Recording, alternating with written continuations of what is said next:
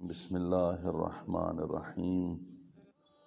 الحمد لله رب العالمين بارئ الخلائق أجمعين وباعث الأنبياء والمرسلين. الصلاة والسلام على خير خلقه الذي سمي في السماء بأحمد وفي الأرضين بالقاسم محمد. اللهم صل على محمد وآل محمد وعلى آله الطيبين الطاهرين المعصومين المظلومين وعلى صحبه المتجبين. دوستان عزیز، سورہ بقرہ کی آیات کی ترجمہ اور تفسیر کی شرح ہم حاصل کر رہے ہیں. آج اسی آیت کا ادامہ ہے جہاں پر منافقین کی حالت کو بیان کیا جا رہا ہے. پچھلے آیتوں میں ہم نے کہا کہ جب انہیں کہا جائے کہ ایمان لائیں تو یہ لوگ کہتے ہیں ہم ان سفیہوں کی طرح، بے عقلوں کی طرح ایمان لائیں. حالانکہ یہ خود سفیہ ہے، منافقین یہ خود بے عقل ہیں، لیکن ان کو پتہ ہی نہیں ہے. پھر آگے جو فرما رہے تھے کہ جب یہ مومنین کے ساتھ ملاقات کریں تو کہتے ہیں ہم تو آپ کی طرح ایمان لے آئے ہیں، اور جب اپنے شیاطین کے ساتھ اکیلے ہو جاتے ہیں تو کہتے ہیں ہم تو ان کی مذاق اڑا رہے ہیں، ہم تو ایمان نہیں لائے. آج اس آیت کا ادامہ ہے. پروردگار عالم فرماتے ہیں کہ یہ تو یہ کہتے رہتے ہیں کہ ہم مومنین کے ساتھ جب ملے تو ہم کہتے ہیں کہ ہم نے ایمان لایا، لیکن جب شیاطین، لفظ شیاطین یعنی اپنے شیطان جو دوست ہیں ان کے، شر اور شریر جو دوست ہیں ان کے پاس جب آ جائے کہتے ہیں ہم نے تو ان کے ساتھ فراڈ کرنا ہے. ان کی شر سے الفاظ یہ تاریخ میں نے بتایا بھی تھا، عبداللہ ابن ابی کا واقعہ جو امیر المومنین کے ساتھ پیش آیا کہ ہم تو اس جماعت کی شر سے اپنے آپ کو بچانے کے لیے کہتے کہ ہم نے ایمان لایا، حالانکہ ہم نے ایمان نہیں لایا، ہم تو ان کا مذاق اڑا رہے ہیں. اس کے بدلے میں پروردگار عالم فرماتے ہیں آج کی جو نئی آیت ہیں، اللہ یستہزئ بہم ویمدہم فی طغیانہم یعمہون. منافقین یہ سوچ رہے ہیں کہ ہم مومنین کے مذاق اڑا رہے ہیں، خدا ان کو مسخرہ کرے، استہزاء کرے، ان کی مذاق اڑا رہے ہیں اور ان کو اپنی طغیان اور سرکشی میں مہلت دیتے ہیں، اور وہ اپنی سرکشی میں کیا ہے؟ سرگردان ہے، حیران ہے. یعمہون، عامہ سے نکلا ہے. عمہون ایک بصیرت ظاہری ہے کہ جو انسان ظاہری بصیرت سے محروم ہو جائیں. ایک بصیرت باطنی ہے کہ ایک انسان کبھی کبھار وہ باطنی جو صفا ہے، باطنی جو خوبصورتی ہے، باطنی جو بصیرت ہے اس سے بے بہرہ ہو جائے، اس سے محروم ہو جائے.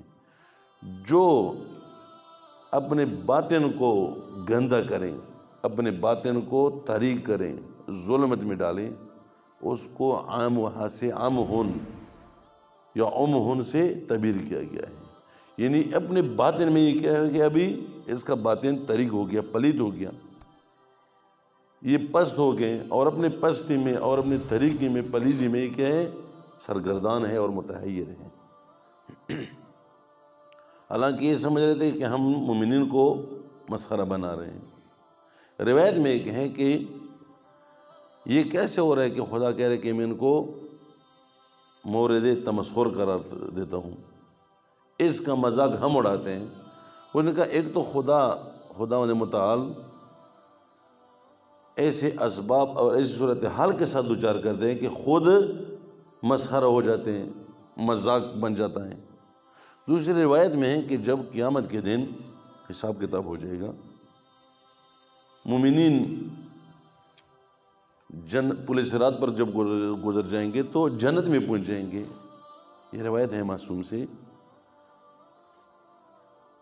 اور منافقین یا یہی گروہ کیا ہو جائیں گے؟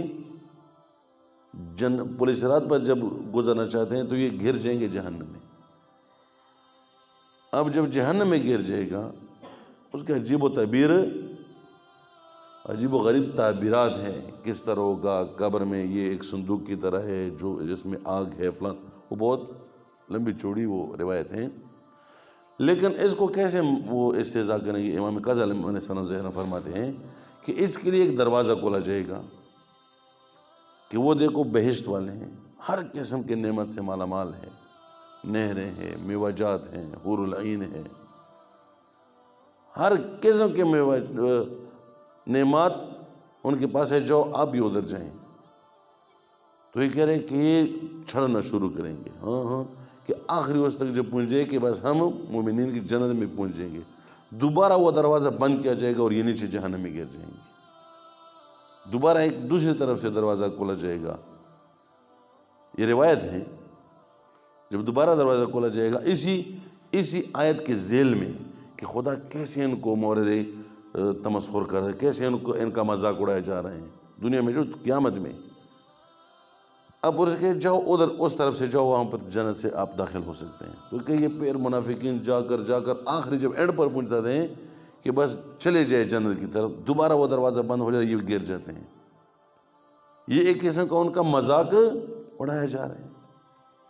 آپ کو پتہ ہے کہ بعض دفعہ چھوٹے بچوں سے لوگ مذاق کرتے ہیں، آجا یہ مثلا کوئی چیز پکڑاتے ہیں کہ ادھر میں ہاتھ سے، جب نزدیک آتے دوسرے ہاتھ میں لے جاتے ہیں، پھر ہنستے ہیں لوگ اس پر، پھر دوسرے ہاتھ میں جب پکڑتے ہیں تو نزدیک ہو جاتے ہیں، پھر دوسرے، پھر کسی اور کو پھینک دیں، جاؤ اس سے لے لو۔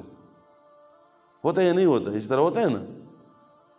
خدا بھی ان کو مذاق اور تماشا بناتے ہیں اس دنیا میں، وہ کہ جاؤ وہاں سے آپ جنت میں جاؤ، پھر گر جائیں گے تو ملائکہ اس پر ہنسیں گے۔ یہ ان کی حالت ہوگی منافقین کی قیامت کے دن، جہنم میں بھی ان کے پیچھے لوگ ہنسیں گے اور اس کی مذاق اڑائی جائے گی۔ یہ امام کاظم علیہ السلام فرماتے ہیں کہ اسی طرف اشارہ ہے کہ خدا اس کا مذاق اڑائے گا، خدا ان کو لوگوں کے سامنے رسوا کرے گا، خدا ان کو کھیل تماشا بنائے گا، یہاں پر بھی ذلت اور وہاں پر بھی بدترین عذاب اور بدترین ذلت کے ساتھ یہ روبرو ہوں گے۔ آگے جو آیت ہیں، اولئک الذین اشتروا الضلالۃ بالہدی،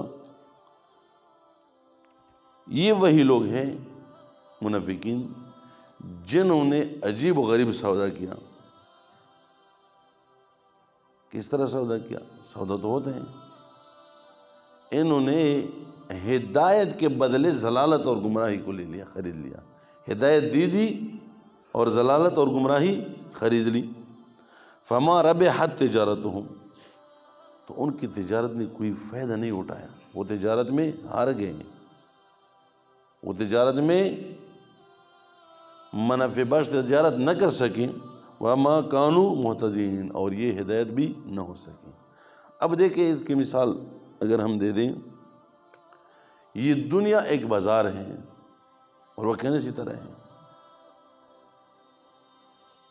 الدنیا سوق، روایت ہے، ربح فیہا قوم وخسر الاخرون، یہ دنیا ایک بازار ہے۔ دیکھیں روایت بھی اسی آیت کی طرف ہے، یہ دنیا ایک بازار ہے، بعض لوگوں نے اس میں نفع اٹھایا اور بعض خسران میں چلے گئے۔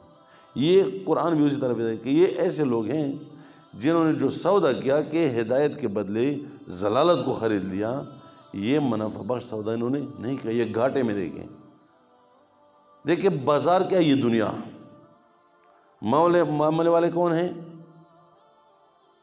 یہ لوگ، اور جس چیز کا معاملہ کیا جائے وہ ہمارے انتخاب اور اعمال ہیں، ہمارے افکار، ہمارے اعمال، ہمارے انتخاب، یہ کیا ہے؟ یہ اعمال ہیں۔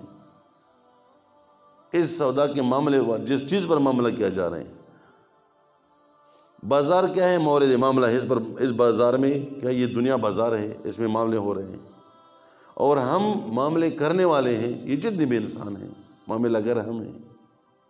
اور کس چیز پر معاملے انجام دیے جاتے ہیں؟ اعمال پر۔ اب بعض لوگ کہتے ہیں اس بازار سے نفاق اٹھاتے ہیں، جس طرح قرآن بھی فرماتے ہیں، گمراہی اٹھاتے، دیکھتے کہ یہ ہدایت ہے، یہ نور الہی ہے، لیکن نور الہی کی طرف نہیں جاتے، گمراہی اٹھاتے ہیں، نفاق اٹھاتے ہیں، جھوٹ اٹھاتے ہیں، حسد اٹھاتے ہیں، دھوکہ اٹھاتے ہیں، خیانت اٹھاتے ہیں۔ دیکھتے ہیں دو چیزیں رکھی ہوتی ہیں نا بازار میں بھی، وجہ ایک اصلی ہوتا ہے اور ایک جعلی۔ یہ جعلی چیز اٹھاتے ہیں اور اصلی کی طرف نہیں جاتے۔ اور دوسری طرف ایسے لوگ بھی ہیں جو اسی بازار سے حقیقی اور دائمی چیزیں اٹھاتے ہیں، محبت خدا، عبادت خدا، تہجد، قرآن کی تلاوت، حدیث کے ساتھ اشنائی، والدین کی خدمت، اساتذہ کی خدمت، تعلیم و تعلم، یہ سب کچھ کیا ہے؟ مورد معاملہ ہے۔ غیبت کو جب وہ دیکھیں وہ باقاعدہ اس پر عجیب و غریب حالات طاری ہو جاتی ہیں، چونکہ انہیں پتہ ہے کہ غیبت جو ہے یہ ایک مرے ہوئے مومن بھائی کی گوشت کھانے کے مترادف ہے۔ امام خمینی کا واقعہ میں نے شاید بیان کیا ہے، چونکہ وہ عارف باللہ تھے، وہ جانتے تھے کہ اس بازار سے میں نے کیا لینا ہے اور کیا نہیں لینا ہے۔ ایک دفعہ درس کے لیے تشریف لا رہے تھے، وہاں پر ایک مسجد ہوتا ہے، بہت بڑی ممبر ہوتی ہے، چونکہ درس خارج میں بہت سارے طلاب ہوتے ہیں، تو وہ ممبر کے چڑھنے سے پہلے دیکھ لیا کہ دو شاگرد، امام خمینی کے دو شاگرد آپس میں غیبت کر رہے ہیں، ایک غیبت کر رہے ہیں دوسرا سن رہے ہیں۔ وہ صرف آواز امام خمینی کے کانوں میں پہنچ گئی، وہیں سے واپس ہو گئے۔ 3 دن تک رہبر کبیر انقلاب امام خمینی رضوان اللہ تعالی قدس سرہ درس کے لیے تشریف نہیں لائیں۔ لوگ بھی حیران تھے، حالانکہ امام خمینی کی جو دقت اور نظم تھی وہ اس حد میں تھی کہ نجف میں جب امیر المومنین کی زیارت پر جاتے تھے تو لوگ گھڑیاں امام خمینی کی جانے سے وہ کیا نام ہے ٹائم سیٹ کرتے تھے کہ امام خمینی فکس مثلا 8 بجے سے ادھر گزرتا ہے، اتنی دقیق اور اتنے منظم تھے، لیکن 3 دن درس میں حاضر نہ ہو سکے۔ کیوں؟ جب پتہ لگا شاگرد چلے گئے عیادت کے لیے، دوست احباب، انہوں نے کہا اس لیے کہ میں جب جا رہا تھا تو میرے سامنے میرے 2 شاگردوں نے ایک دوسرے شاگرد کے پیچھے یا کسی کے پیچھے وہ غیبت کر رہے تھے اور میں نے سن لیا، حالانکہ یہ تو بے اختیار ہی تھا، گناہ بھی نہیں تھا، وہ تو دل سے نہیں چاہتے تھے کہ کسی کی غیبت، چونکہ غیبت سننے والا اور کرنے والا دونوں گناہ گار ہیں۔ اور انہوں نے کہا اسی دن کے بعد مجھے بخار چڑھی ہے، میں بخار میں مبتلا ہوں، اور تیسرے دن وہ بخار مجھ سے ختم ہوگی۔ کیوں؟ چونکہ وہ دیکھتے تھے کہ یہ جو ہو رہا ہے، اب مثلا خدا نخواستہ ہم مثال دیتے ہیں، 2 بندے ہیں ادھر بیٹھے ہوئے ہیں، ایک مردہ بھائی کی گوشت کیا ہے کاٹا ہے اور آپس میں کھا رہے ہیں، ہم اچانک اس پر آ جائیں ہماری کیا حالت ہوگی؟ اور جانتی بھی ہیں کہ فلان بندے کی یہ گوشت اب کاٹ رہے ہیں، واقعاً انسان کی حالت تبدیل ہوتی ہے نہیں ہوتی؟ جو دیکھیں یہ انسان کا گوشت کھا رہے ہیں، وہ فلان بندے کا جس کو میں جانتا بھی ہوں اور ان کا بھائی بھی ہے، واقعاً 3 دن ہی شاید بہت انسان ہو جائے۔